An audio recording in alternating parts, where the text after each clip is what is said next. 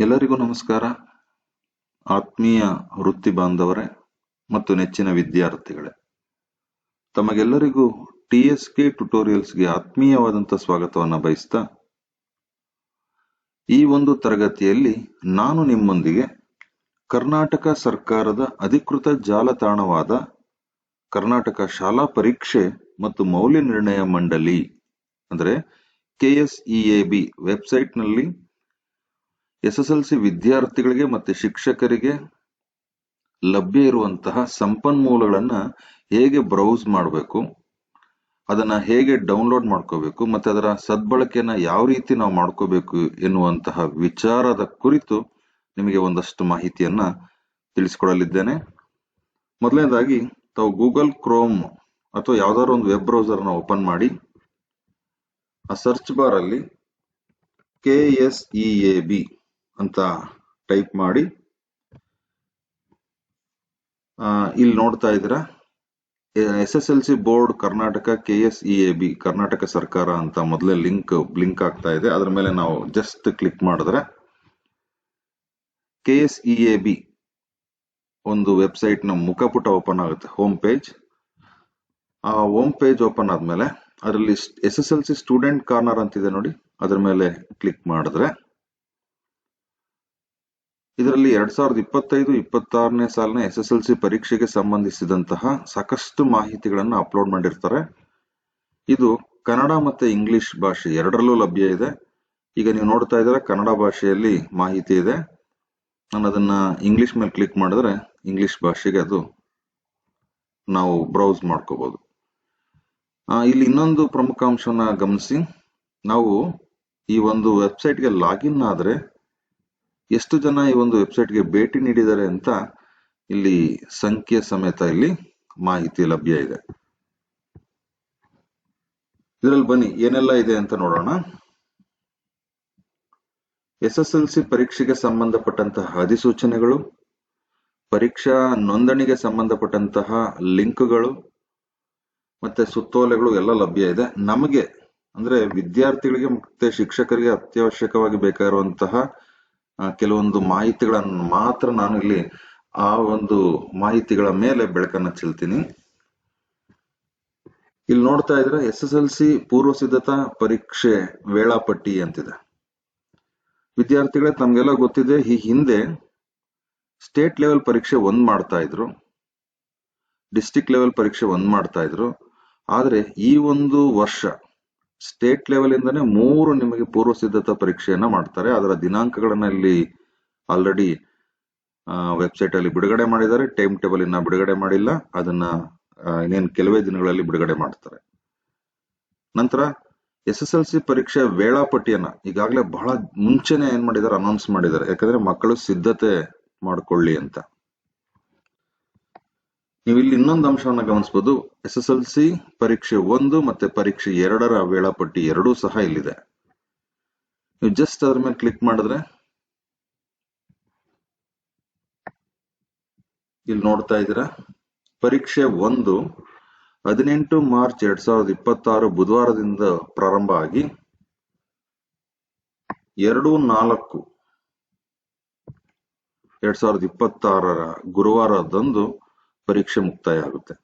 So ಇದ್ರ ವೇಳಾಪಟ್ಟಿಯನ್ನು ನೀವು ಈಗ ಆಲ್ರೆಡಿ ನಿಮ್ಮ ಶಾಲೆಗಳಲ್ಲಿ ನಿಮ್ಮ ಮುಖ್ಯ ಶಿಕ್ಷಕರು ನಿಮ್ಗೆಲ್ಲ ಇದರ ತಿಳುವಳಿಕೆಯನ್ನ ನೀಡಿರ್ತಾರೆ ಅಂತ ಹೇಳ್ತಾ, ಇನ್ನ ಅತಿ ಮುಖ್ಯವಾಗಿ ಈ ಒಂದು ಪ್ರಸ್ತುತ 25-26ನೇ ಸಾಲಿನ SSLC ಪರೀಕ್ಷಾ ಪದ್ಧತಿ ಅಂದ್ರೆ ಪರೀಕ್ಷಾ ಪ್ರಶ್ನೆ ಪತ್ರಿಕೆ ವಿನ್ಯಾಸ ಸ್ವಲ್ಪ ಬದಲಾವಣೆ ಇರುತ್ತೆ. ಏನಪ್ಪಾ ಅಂದ್ರೆ ಈ ಹಿಂದಿನ SSLC ಪರೀಕ್ಷೆಯಲ್ಲಿ ಪ್ರಶ್ನೆ ಪತ್ರಿಕೆಗೆ ನೀಲಿ ನಕಾಶೆ ಅಂದ್ರೆ ಬ್ಲೂ ಪ್ರಿಂಟ್ ಅನ್ನ ನೀಡಿರೋದಿಲ್ಲ. ಆದ್ರೆ ಈ ಸಲಿ ನಡೆಯುವಂತಹ ಮುಖ್ಯ ಪರೀಕ್ಷೆಗೆ ಬ್ಲೂ ಪ್ರಿಂಟ್ ಅನ್ನ ನೀಡಿದ್ದಾರೆ. ಈ ಒಂದು ಬ್ಲೂ ಪ್ರಿಂಟ್ ಆಧಾರದ ಮೇಲೆ ನಾವೇನ್ ಮಾಡ್ಬೇಕಾಗುತ್ತೆ ಅಂದ್ರೆ ಯಾವ ಒಂದು ಪಾಠಕ್ಕೆ ಎಷ್ಟು ಅಂಕಗಳನ್ನ ನಿಗದಿ ಮಾಡಿದರೆ, ಯಾವ ರೀತಿಯ ಪ್ರಶ್ನೆಗಳನ್ನ ನಾವು ಆ ಒಂದು ಪಾಠದಿಂದ ನಿರೀಕ್ಷೆ ಮಾಡಬಹುದು ಅಂತ ನೋಡ್ಕೊಂಡು ವಿದ್ಯಾರ್ಥಿಗಳು ಪರೀಕ್ಷೆಗೆ ಸಿದ್ಧರಾಗಬೇಕಾಗುತ್ತೆ. ಈಗ ನಾ ಇದ್ರ ಮೇಲೆ ಕ್ಲಿಕ್ ಮಾಡಿದ್ರೆ ಇಲ್ಲಿ ನೋಡ್ತಾ ಇದ್ದೀರಾ ಇಲ್ಲೂ ಸಹ ವಿಸಿಟರ್ಸ್ ಕೌಂಟ್ ಇದೆ. ನಂತರ ಇಲ್ಲಿ ಸಬ್ಜೆಕ್ಟ್ ಮತ್ತೆ ಸಬ್ಜೆಕ್ಟ್ ಕೋಡ್ ಇದ್ರ ಬಗ್ಗೆ ನಿಮಗೆ ಜ್ಞಾನ ಇರಬೇಕು. ಡೌನ್ಲೋಡ್ ಮಾಡ್ಕೋಬೇಕಾದ್ರೆ ಕನ್ನಡ 01K ಈ ಲಿಂಕ್ ಮೇಲೆ ನಾನು ಕ್ಲಿಕ್ ಮಾಡಿದೆ. ನೋಡಿ, ಇಲ್ಲಿ ಕನ್ನಡ ಭಾಷೆಯ ಒಂದು ಬ್ಲೂ ಪ್ರಿಂಟ್, ಪರಿಪೂರ್ಣ ಬ್ಲೂ ಪ್ರಿಂಟ್ ಇಲ್ಲಿ ಕೊಟ್ಟಿದ್ದಾರೆ. ಒಟ್ಟು 45 ಪ್ರಶ್ನೆಗಳು, 100 ಅಂಕಗಳು. ನೀವು ನೋಡ್ತಾ ಇದ್ದೀರಾ, ಪಾಠ ಮತ್ತೆ ಪದ್ಯ, ಗದ್ಯ ಮತ್ತೆ ಪದ್ಯದಿಂದ ಯಾವ ಯಾವ ಗದ್ಯಗಳಿಗೆ ಎಷ್ಟು ಅಂಕಗಳು ನಿಗದಿಯಾಗಿದೆ, ಎಷ್ಟು ಅಂಕದ ಪ್ರಶ್ನೆಗಳು ಬರ್ತವೆ ಅನ್ನೋದನ್ನ ಡಿಟೈಲ್ ಆಗಿ ಕೊಟ್ಟಿದ್ದಾರೆ. ನಾನು ವಿದ್ಯಾರ್ಥಿಗಳಲ್ಲಿ ರಿಕ್ವೆಸ್ಟ್ ಮಾಡ್ಕೊಳೋದು ಏನಪ್ಪಾ ಅಂತಂದ್ರೆ, ಈ ಬ್ಲೂ ಪ್ರಿಂಟ್ ಕಾಪಿಯನ್ನ ಪ್ರತಿಯೊಬ್ಬರು ಡೌನ್ಲೋಡ್ ಮಾಡ್ಕೊಂಡು ಒಂದು ಪ್ರಿಂಟ್ ಅನ್ನ ತೆಗೆದಿಟ್ಕೊಳ್ಳೋದು ತುಂಬಾ ಒಳ್ಳೇದು. ಅದರ ಆಧಾರದ ಮೇಲೆ ನೀವು ಪರೀಕ್ಷೆಗೆ ಸಿದ್ಧರಾಗೋದು ಇನ್ನೂ ಒಳ್ಳೇದು ಅಂತ ಹೇಳ್ತಾ, ಇನ್ನ SSLC ಪರೀಕ್ಷೆಗೆ ಅಂದ್ರೆ ಈ ಸಾಲಿನ ಪರೀಕ್ಷೆಯ ಕೆಲವು 4 ಮಾದರಿ ಪ್ರಶ್ನೆ ಪತ್ರಿಕೆಗಳನ್ನ ಬಿಡುಗಡೆ ಮಾಡಿದ್ದಾರೆ. ಈ ಒಂದು ಮಾಡೆಲ್ ಕ್ವಶನ್ ಪೇಪರ್ ಅನ್ನ ಡೌನ್ಲೋಡ್ ಮಾಡ್ಕೊಳ್ಳೋದಕ್ಕೆ ಲಿಂಕ್ ಮೇಲೆ ಕ್ಲಿಕ್ ಮಾಡಿ. ಇಲ್ಲೂ ಅಷ್ಟೇ ಸಬ್ಜೆಕ್ಟ್ ಮತ್ತೆ ಸಬ್ಜೆಕ್ಟ್ ಕೋಡ್ ನೋಡ್ರಿ, Kannada 01K, English 31E, second language ಅದು ನೋಡ್ಕೊಂಡು ನಾವು ಅದ್ರ ಮೇಲೆ ಕ್ಲಿಕ್ ಮಾಡಿದ್ರೆ ನಿಮಗೆ ಮಾದರಿ ಪ್ರಶ್ನೆ ಪತ್ರಿಕೆ ನಿಮಗೆ ಇಲ್ಲಿ ಲಭ್ಯ ಆಗುತ್ತೆ, ಡೌನ್ಲೋಡ್ ಮಾಡ್ಕೋಬಹುದು.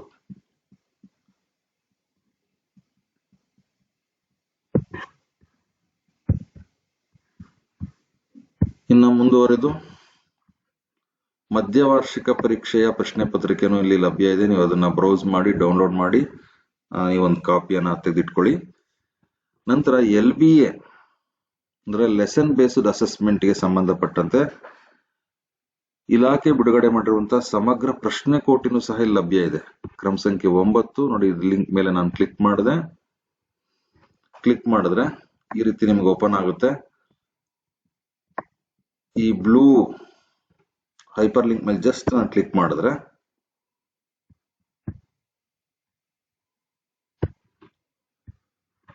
ಇಲ್ಲಿ ನೋಡ್ತಾ ಇದ್ದೀರಾ, ಆಯಾ ವಿಷಯಕ್ಕೆ ಸಂಬಂಧಪಟ್ಟಂತೆ ರಿವೈಸ್ಡ್ ನೋಡ್ರಿ, 10th standard LBA English second language revised ಮಾಧ್ಯಮವಾರು ಸಹ ಸಿಗುತ್ತಿಲ್ಲಿ. ನೋಡ್ತಾ ಇದ್ದೀರಾ, ಕನ್ನಡ ಮೀಡಿಯಂ ವಿದ್ಯಾರ್ಥಿಗಳ ಗಣಿತ, ವಿಜ್ಞಾನ ಮತ್ತೆ ಸಮಾಜ ವಿಜ್ಞಾನ ಅದ LBA ಪ್ರಶ್ನೆ ಕೋಟಿ ಇಲ್ಲಿ ಲಭ್ಯ ಇದೆ. ಜಸ್ಟ್ ಅದ್ರ ಮೇಲೆ ಕ್ಲಿಕ್ ಮಾಡಿದ್ರೆ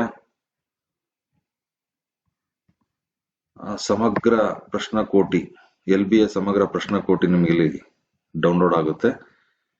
ನೀವು ದಯಮಾಡಿ ಇದನ್ನ ಡೌನ್ಲೋಡ್ ಮಾಡಿಕೊಂಡು ನೀವು ಅಧ್ಯಯನ ಮಾಡಿದ್ದೆ ಆದಲ್ಲಿ ಖಂಡಿತ ಮುಖ್ಯ ಪರೀಕ್ಷೆಯಲ್ಲಿ ಉತ್ತಮವಾದ ಅಂಕಗಳನ್ನ ಪಡ್ಕೊಳ್ತೀರಂತ ಆಶಿಸ್ತಾ, ನಂತರ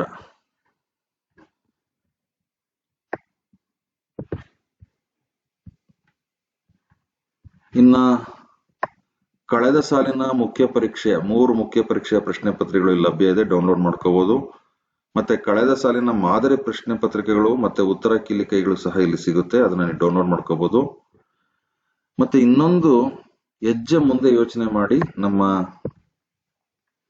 ಪರೀಕ್ಷಾ ಮಂಡಳಿಯವರು ಕಳೆದ ಸಾಲಿನ SSLC ಪರೀಕ್ಷೆಯಲ್ಲಿ 100ಕ್ಕೆ 100 ಅಂಕ ಪಡೆದಂತಹ ವಿದ್ಯಾರ್ಥಿಗಳ ಒಂದು ಉತ್ತರ ಪತ್ರಿಕೆಯನ್ನ ಇಲ್ಲಿ ಪಬ್ಲಿಷ್ ಮಾಡಿದ್ದಾರೆ. ಮಾಡಿರೋ ಉದ್ದೇಶ ಇಷ್ಟೇ, ಆ ಉತ್ತರ ಪತ್ರಿಕೆಯನ್ನ ನೀವು ವೀಕ್ಷಣೆ ಮಾಡಿ ನೀವು ಸಹ ಅವರಂತೆ ಪರೀಕ್ಷೆಯಲ್ಲಿ ನಿಮ್ಮ ಉತ್ತರಗಳನ್ನ ಬರೆದು ನೀವು 100ಕ್ಕೆ 100 ಅಂಕಗಳನ್ನ ಪಡ್ಕೊಳ್ಳಿ, ಇದು ನಿಮ್ಗೆ ಪ್ರೇರಣೆ ಆಗ್ಲಿ ಅನ್ನೋ ಒಂದು ಆಶಯದಡಿಯಲ್ಲಿ ಆ ವಿದ್ಯಾರ್ಥಿಗಳ, ಆ ಸಾಧಕರ ಉತ್ತರ ಪತ್ರಿಕೆಗಳನ್ನ ಇಲ್ಲಿ ಪಬ್ಲಿಷ್ ಮಾಡಿದ್ದಾರೆ. ಬನ್ನಿ ನೋಡೋಣ.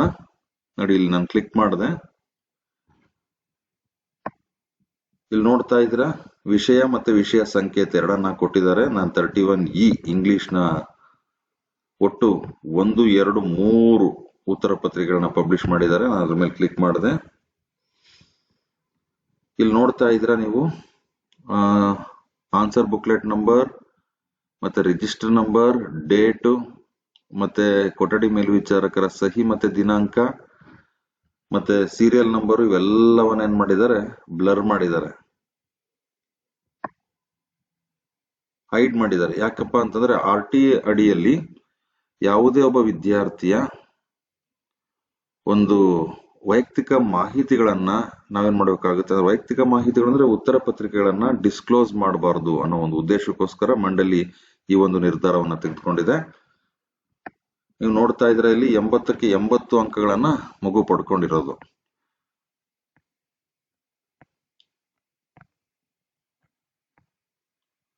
ನೋಡಿ ಎಷ್ಟು ನೀಟಾಗಿ ಮಗು ಬರೆದಿದೆ,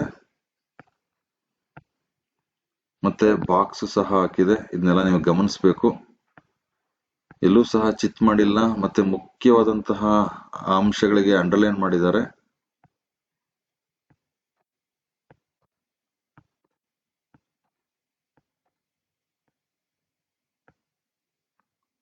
ಇನ್ನೊಂದು ಗಮನಿಸಬಹುದು, ನೀವು ಕ್ರಮಬದ್ಧವಾಗಿ ಮೊದಲನೇ ಪ್ರಶ್ನೆಯಿಂದ 38ನೇ ಪ್ರಶ್ನೆವರೆಗೂ ಸಹ ಸೀರಿಯಲ್ ಆಗಿ ಬರ್ಕೊಂಡು ಹೋಗಿದೆ ಮಗು.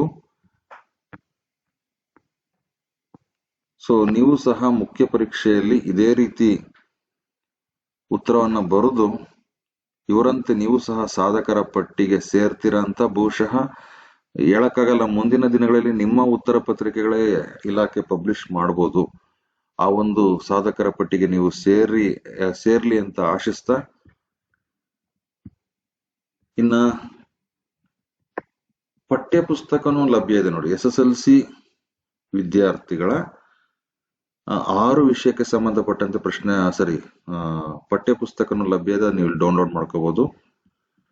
ಜೊತೆಗೆ ಮಾರ್ಗದರ್ಶನದ ಒಂದು ವಿಡಿಯೋ ಇದೆ. ಅಂದ್ರೆ ಕರ್ನಾಟಕ ಶಾಲಾ ಪರೀಕ್ಷೆ ಮತ್ತು ಮೌಲ್ಯ ನಿರ್ಣಯ ಮಂಡಳಿಯ ಪ್ರಸ್ತುತ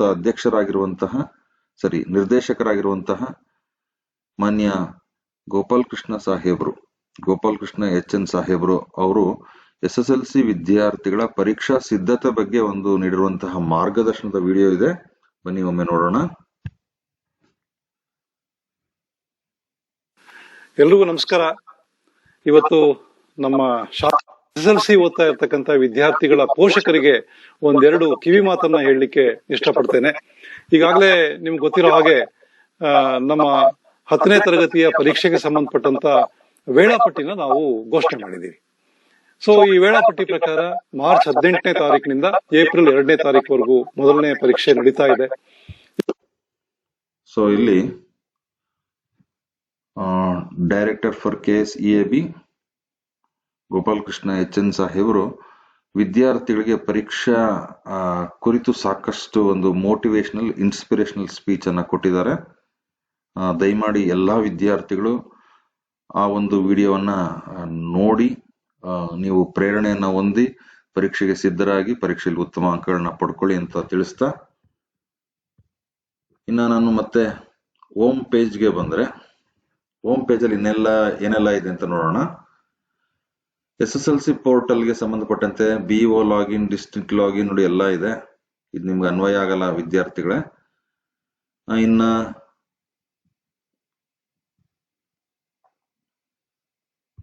ಕಾಂಟ್ಯಾಕ್ಟ್ ಅಸ್ ಮೇಲೆ ನಾನು ಕ್ಲಿಕ್ ಮಾಡಿದ್ರೆ ಸಂಪರ್ಕಿಸಿ ನೋಡಿ, ಇಲ್ಲಿ KSEAB ಅಲ್ಲಿ ಕೆಲಸ ಮಾಡುವಂತಹ ಅಧಿಕಾರಿಗಳ ಹೆಸರು ಮತ್ತೆ ಡೆಸಿಗ್ನೇಷನ್, ಮತ್ತೆ ಅವರನ್ನ ನಾವು ಹೇಗೆ ಸಂಪರ್ಕಿಸಬೇಕು, ಅವರ ಇಮೇಲ್ ID ಇರ್ಬೋದು ಅಥವಾ ದೂರವಾಣಿ ಸಂಖ್ಯೆ ಇರ್ಬೋದು ಕೊಟ್ಟಿದ್ದಾರೆ. ನಾವು ಇಮೇಲ್ ID ಮೂಲಕ ಅಥವಾ ದೂರವಾಣಿ ಸಂಖ್ಯೆಯನ್ನ ಬಳಸ್ಕೊಂಡು, ಅವ್ರ ಮೊಬೈಲ್ ಸಂಖ್ಯೆಯನ್ನ ಬಳಸ್ಕೊಂಡು ಅವ್ರ ಜೊತೆ ಈ ಒಂದು ತಮ್ಗೆ ಯಾವನ್ನ ಕ್ವೈರೀಸ್ ಇದ್ರೆ ಶಿಕ್ಷಕರು ಮತ್ತೆ ಮುಖ್ಯ ಶಿಕ್ಷಕರು ಕಾಂಟ್ಯಾಕ್ಟ್ ಮಾಡ್ಬೋದು.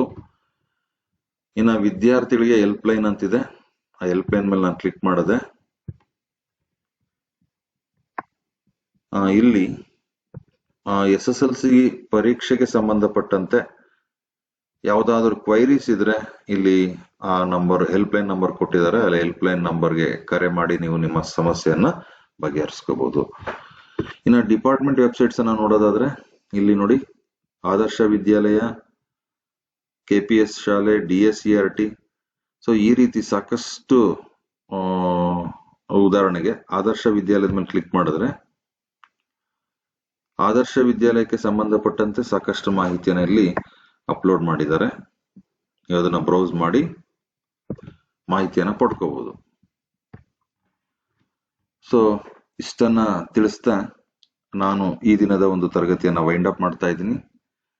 ತಮ್ಗೇನಾದ್ರೂ ಈ ಒಂದು ವಿಡಿಯೋ ಇಷ್ಟ ಆಗಿದ್ದಲ್ಲಿ ದಯಮಾಡಿ ಲೈಕ್ ಮಾಡಿ, ಸಬ್ಸ್ಕ್ರೈಬ್ ಮಾಡಿ, ಕಮೆಂಟ್ ಮಾಡಿ, ಮತ್ತೆ ನಿಮ್ಮ ಸ್ನೇಹಿತರಿಗೆ ಶೇರ್ ಮಾಡಿ ಅಂತ ಕೇಳ್ಕೊಳ್ತಾ ಈ ದಿನದ ಒಂದು ವಿಡಿಯೋ ತರಗತಿಗೆ ವಿರಾಮವನ್ನ ಹೇಳ್ತೀನಿ. Thank you one and all.